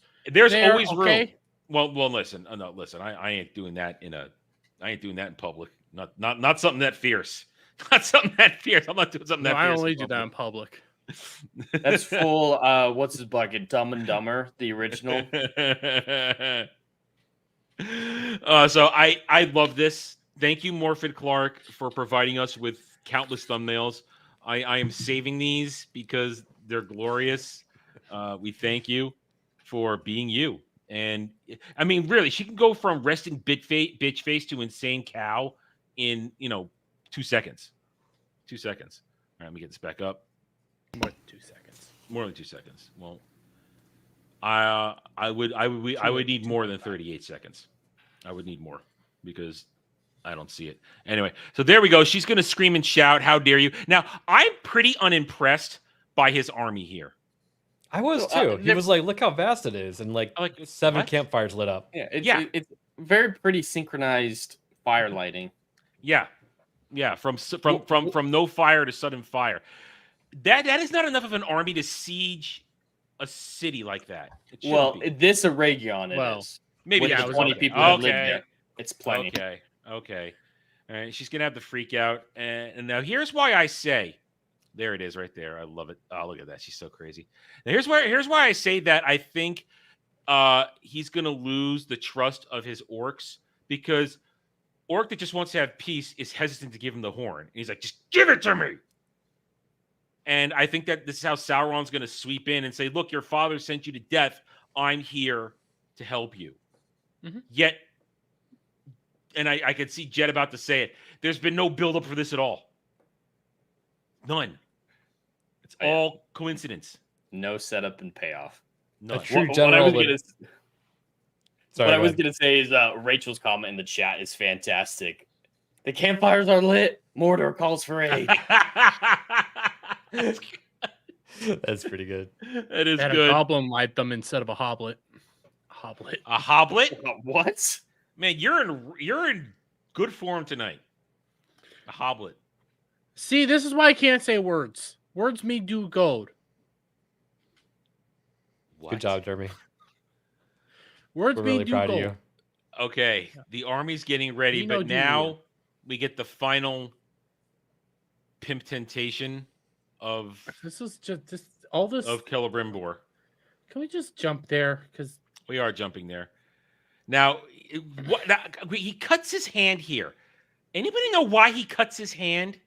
wait, did he Blood cut his hand, or magic. did he just start playing with his hand? No, he put a blade through it. Yeah, he sliced his it hand was open. intentional. But yeah, this is just basic understanding of magic. You have to use blood magic. That way you know it's evil. Blood means Oh, evil. I see. He's bad Oh, guy. That's That's all the thinking was here. But yeah, more Sauron's power level being entirely inconsistent. So here comes the almost breakup. He hears shit going on outside. Everybody's freaking out. It's war, it's war, it's war. We're under attack. He's going to go, but no, you can't go out. You can't go out. I'm tired of you manipulating me. He's going to go so far as to push him. Here comes. Leave me alone. There it is. There it is. See, You they're know having what a we haven't lover's commented quarrel. on yet? What the fuck is with the bow hair? Oh, the stands love it so. They have been touching themselves over that, man. People have renamed their accounts based on this. I got hair blocked bow. by one today. I Wait, got blocked there's by actually people that like the bow hair. Yeah. There, one lady changed her account name to Sauron's Hairbow Enthusiast. Wait, is that what? Listen. Oh, wait. Hang on. Are you saying that that's where he got the mithril? I don't know if that makes sense because He was there. He could have It's probably stolen true. I 100% believe that might be the case here. But according to the show's logic, you actually need mithril to make the rings. Yeah, and he was there, so he could have stolen some. Yeah, I stole just some, assumed but- he stole. Yeah, some so did I. I just assumed he stole Sauron it. magic. Yeah. What I'm gonna say here, because I'm so broken inside. If man buns are gay, this is 100% feminine bullshit, gayer than the goddamn dude from Agatha. That's saying That's pretty something, gay. 'cause that twink is gay. Melody Mac words. Fabulous. Melody Mac words. Fabulous. Fabulous. All right, so that's what I meant. Celebrimbor is going to go outside. He's saying he tries to basically say all the dooms of the future will be on you if you go outside that door. Which is so dumb. He can take a break because he doesn't have mithril, so he can't actually forge them. So let him take a break. It does nothing. Yeah. The scene gets even dumber. Okay, he didn't fully look outside, but he could tell that it was night. Mm-hmm. Yeah. He can tell that the sun is down and the moon is up. And then what happens next is completely retarded. How? How are you get this that fucked up? Because power levels. Because he's in his head. face here. Oh, god damn it, Ted. Yeah. I didn't. That never occurred to me. Oh, Stan's put that in my head. Really? Yeah. So now, Especially when he now- opens his eyes in a second. Yeah, sure. Blame the stands. and now it's ethically diverse. Eregion is okay. Business as usual. Look how pretty everything is. Yeah, it's Your great. Children are And it's playing. Hey! Children are playing. The two twinks are painting. Those are twinks. Those are twinks. You know Thought those that was are a twinks. girl, actually. No, those are twinks. No, both dudes. No, see, look at all the diverse Diverse. children. Look at that. And of course, even the black child elf can't have Dre- elf hair. Dre, are you still here? Dre, we need you to describe that nappy hair. Why can't he just have nice hair?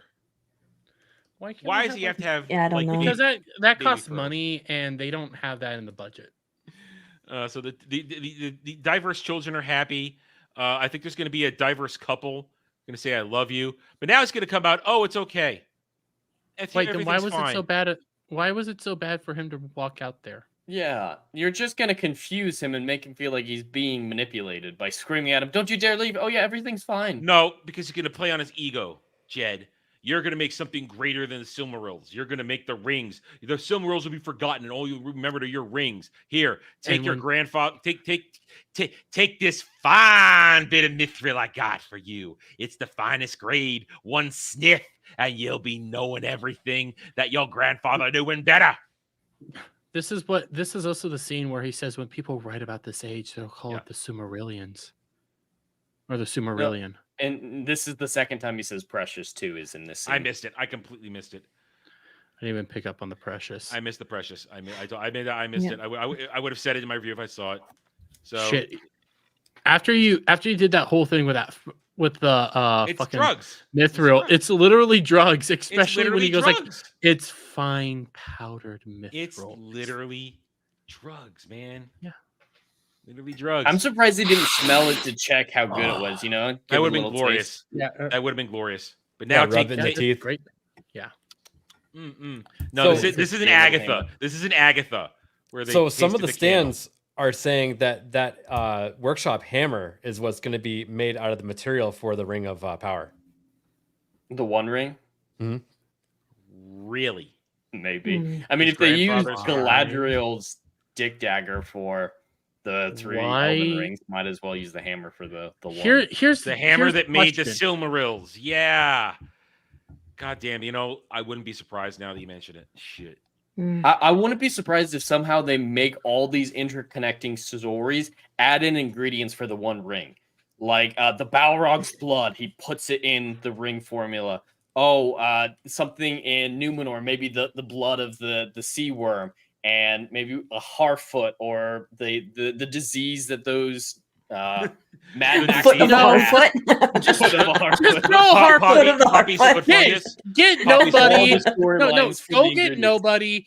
Grab him by his goddamn bushy hair and just throw him in the Mount Doom. Wow, Mix that all Jeremy. up Control together. your racism. That's racist. No, I'm doing that because he's a Harfoot or a Hobbit creature thing. that Oh, deserves because to of his die. race, huh? Yeah, because of his race. Not his skin color. I mean the Hobbit people. Cancel Jeremy for yet another reason. So he's going to send it You know back what? inside. Yeah, I'm racist to hobbits. Fuck me. Wait. So now, basically, here's the setup. Celebrimbor now must rush to make the 9 rings of men while a war is going on overnight, essentially. That's not going to But help he doesn't him know do there's a good war. job. But it's still True. the whole idea of it is that it's a Wait. rush job. Yeah, it's So not going to help is- Sauron get what he wants. So is Oh, Sauron pause. able to manipulate the sound in the forge? There's the diverse couple. Sorry, what? Because is Sauron going to be able to manipulate the sounds in the Oh forge? yeah, and so what he can't hear the battle. Yeah, so he can't hear the battle. From what we tell in the trailers, this is where we're gonna get Celebrimbor going "Ah," all the time. He's gonna be losing his But shit. if he's forging the ring and everything, and he's like, but it's peaceful outside, but it's not. And he hears all this stuff. Should he? How is this all going to play out? What's your plan, Sauron? Your power level makes no sense. So what's your plan? Why did the fuck you do any of this when you got ganked, whatever? You got stabbed. What Janked? stopped you then? Janked? Whatever. Shanked. Ganked, whatever. Shank. But for this scene here, I just want to point out the stands are drooling over this shot, this transition we're going to see right Yeah. here. Ugh, They think it's the greatest thing ever, and please. it acted like it's revolutionary. I've seen this in 1,000 shows before. Yeah. It's interesting. It's not bad. They do a good job with it, but it's not the greatest thing ever. And, And especially one thing they'll point out too is that his outfit just changed to black too, right? Yeah. Oh yeah, very, very deep stuff here. He's But a- I actually saw the behind the scenes of this transition. They did it in real time using the volume. So that's how they did that effect where it goes from day to night was the volume. Yeah. Well, So that's they actually cheated. like they cheated, but that's like a good idea to use the volume for Yeah. something like that. And then Now we get this the orc music. this scene right here where the projectiles are flying through the air actually kind of cool looking. Yeah, it's But the fine. orcs got there very quick, but yeah, it's fine. Yeah. The actual scene. All right, launch. Let the war begin. Listen, she likes were- that. She's into that. Okay. Oh yeah. Oh yeah. They just put her back. Well, in no, the she's tent. only into that if it's Sauron doing it. Hey, she could think about it. And there's episode as things. Oh wait, no, I'm sorry. Got to get the crashing happen. Yep. Sorry. There we go. And it's obvious CGI, but it's actually decent Mhm. looking CGI. But that's what CGI is for. Yeah. Yeah. That's what it's Well, for, to do something Only like that. because that you it's can't. dark as shit. If it were during the day, I don't think it would look good. You're No, it wouldn't. probably right. We're done. Oh, Thank God. New Yay. record for us. I would. It would probably not look good from them, but if you take a look at like Peter Jackson when they were doing the, I can never remember the name of the battle, but outside of Gondor. Yeah, the Battle of the Fields of Pelennor. Yeah. Pelennor Fields.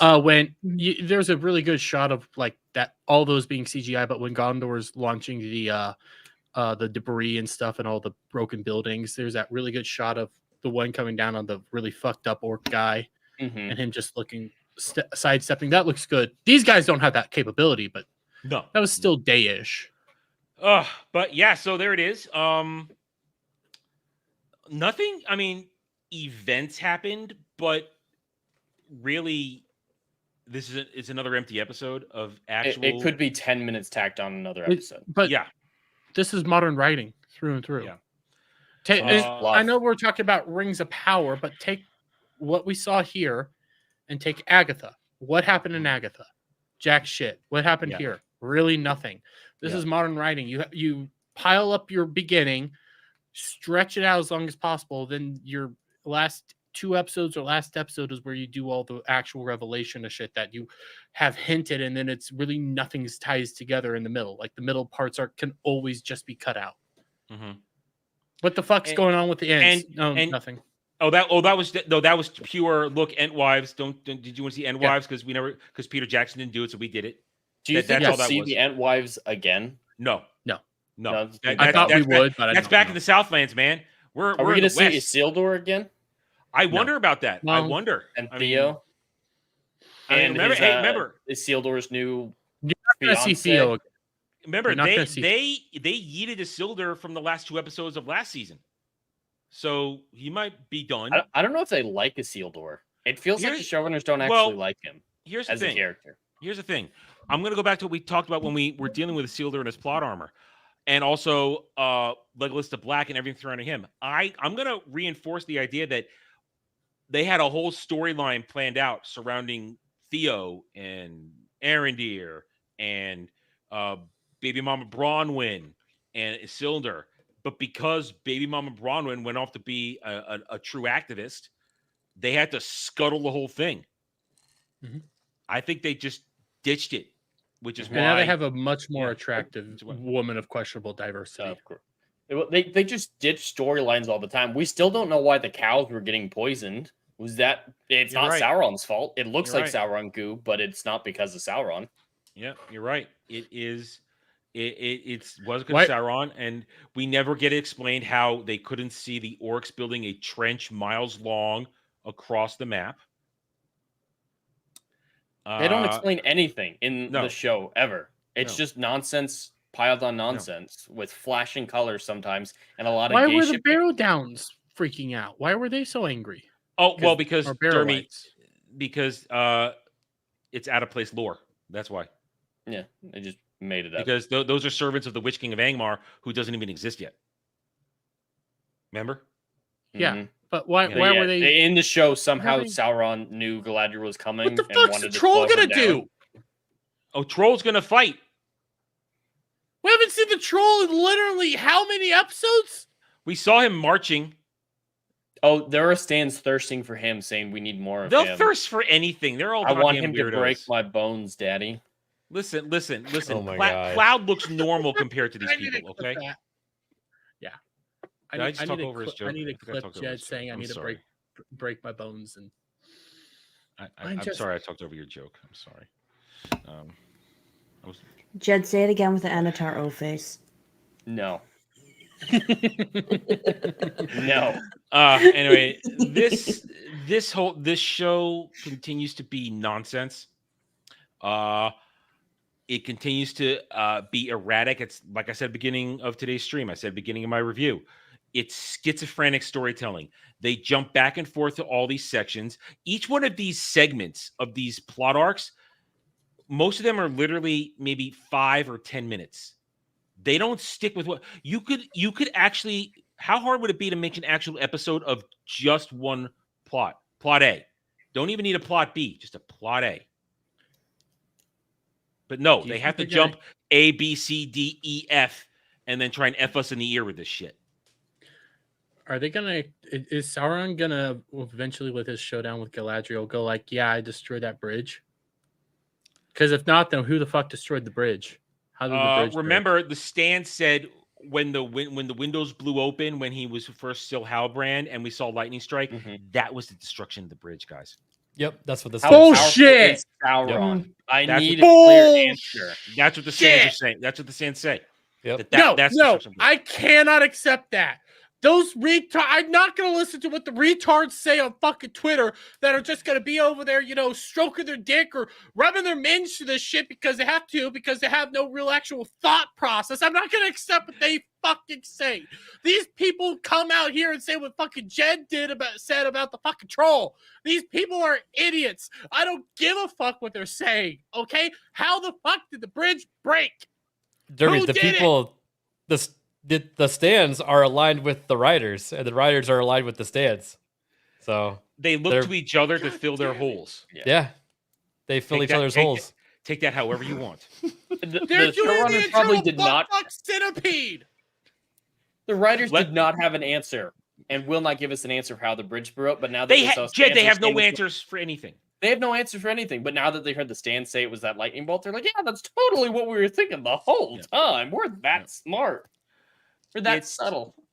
It's people who have, one, no talent, secondly, no respect for the lore. Remember, all these episodes were directed and written by women. Rachel, apologize for your gender. I'm so sorry. I'm so sorry. There's so many of us that just suck. I apologize. It's the fucking Okay, Leadville. RTD thing. It's that fucking RTD where he's like, well, I'm not going to explain this shit because I want you guys to explain it yourselves. I want you guys to come up with the story. No, your job is to tell us the fucking story. It's Man. your fucking job. Quit taking the goddamn stands. Stands are retarded. They don't know anything. No, Jeremy, Everybody's retarded. You're the one that just doesn't understand. No, the problem is I can't understand because I actually have brain power, shockingly enough. He's so angry. Angry? I But think tell your us how you really bigotry's- feel, Dermy. So angry. Yeah, it's your bigotry. It's getting in the way of understanding the You know show. what? If I'm bigoted towards these people that are goddamn Heil Hitler. Oh my Damn God. it. Wow. If that's bigotry, then fucking I'm going whole board. That's it. All channels are going down. Oh no. Thanks, Jeremy. And Alf isn't even here to And defend we're his done. channel. I disavow Jeremy Wormy. Angie No, Jeremy me Wormy. being smart is what makes me bigoted. Then fine, I don't care. I'll cut the hood. And if I'm the one yelling that I'm smart, that's saying something. Listen, everybody, Oh, I'm man. smart. Okay. Oh wow! I was just happy to let him go. Just let him get it all out, big fella. Get it all out. I hate these people. I hated them during Doctor Who. I hated them every single fucking day. They ruined everything. Fuck stands. They're not fans. They're people that just like to suck off corporate cock. Jeremy, take a shot. Yeah, you know what? I fucking need one. Take a shot. Take a shot. Yeah, you deserve it. That was good. I'm proud of you. You did it. There you go. There you go. All right. Final thoughts. Jeremy, you said your final thoughts. Ed, final thoughts. Well, just in general, the stuff that is wrong with all these episodes from both seasons, there's no accounting for time, distance, power levels are all over the place. Nothing is congruent with other scenes or even internally within the scenes. It's all just nonsense. And this episode really exemplifies the nonsense of it. But I do want to tell a quick story about the Rings of Power that I found out about. Hey, have you guys seen the interview with Ishmael Cruz Cordova about the Entwives scene, since we were talking about the Entwives earlier? No, I have not. So a lot of people noticed that he showed emotion for practically the first time in the show when he met the Entwife. Not when his baby mama died, but when the Entwife showed up. And he explained why and how he got into the mindset for that scene. You guys ready for this? I hope so. He said he was method acting because he grew up with a mango tree in his backyard, and he just thought about the tasty mangoes that he used to get off the tree when he was acting with the Entwife. What? I hate these fucks. I hate It's them. the only way he's Yeah. been able to show emotion. I is love- thinking about mangoes. Yep. That's Okay. why he said For- that's why he's able to get into the mindset of an elf, of a wood elf specifically. Jed, Yeah. You saying that it's how brain aneurysms happen. He is now Mango Lass. He is not. He's just Mango Lass. The fruit. Adam, you know how he is king of the fruits. He already is king of the fruits. Adam, you know how angry I was during Elden Ring when I'm getting my ass kicked in by Morgoth and I'm so dead inside dealing with the Godskin duo. I'm more angry at this answer right now. I never thought there was an ability to make me more fucking angry. Thank you, Jed. You're welcome. I'm upset that he method acts with a mango tree when he could have done it with like an oak or like a willow tree or something. That would have been more authentic, don't you think? What fucking dildo? How about that? I wanted Diddy's dildos. How about that? One of Diddy's dildos. Well, he probably has a couple of them. ABF, final thoughts. I hope they add more trans representation and more gays and all that stuff in the show to make it more entertaining. Well, Femron comes back. Although I will say, Femron's elven armor actually looks good. It's okay. It's the actual most normal looking, legitimate armor we've actually seen in the trailer. When I looked at it, it looks like real armor. It doesn't look like it's not moob armor with pasties or paste-ons, whatever. Well, I think we can all get behind hashtag ROP2White. We can all get behind that tweet. Needs more representation. Like ABF said. Yeah. Yep. Rachel, final thoughts. I don't know what else to contribute here. Like everyone else has said it so well. It's a mess of a show. I don't know what else to add. It's so bad, but I am looking forward to when Rings of Power just steals the Voldemort's resurrection scene from the fourth Harry Potter movie, just taking in all of the little bits and pieces, little Easter eggs throughout the show, putting them in a pot together, and that's how he makes the One Ring. Looking forward to that scene. Oh man, I swear to God, I want this all to be true. Everything we predict, I want it to be true. Of Gandalf, the fucking oh God damn! All right, we're shutting him down. We're shutting him down. Anyway, next week, Battle Part 1. I kind of feel like we're going to spend even less time on it because if it's mostly fighting, we'll criticize choreography, move on. Part 1 started tonight. Oh, we'll see what happens. I'm on Jed's side in this. I think 2-part episodes start now. I would love nothing more than to do an abbreviated review next week. I don't want to spend 3 hours doing a review. I really don't. I'd much rather spend 15 minutes. But so I'm kind of hoping that it is, but it'll be what it'll be. But we'll be back next weekend, 8:30 p.m. Eastern. Horny Alpha will be joining us, of course, next time. So remember, guys, check out everybody's channels. Links are in my description below. Links are out there. We thank each and every one of you across all our channels today who joined us. Thank you, one and all. We appreciate your support. We don't get to do this without you guys. You are the reason we get to have fun with this because you watch us suffer. We suffer for your entertainment. It's that simple. So thank you, one and all. Take it easy. Have a good night, and we'll see you guys next week. Until then, bye.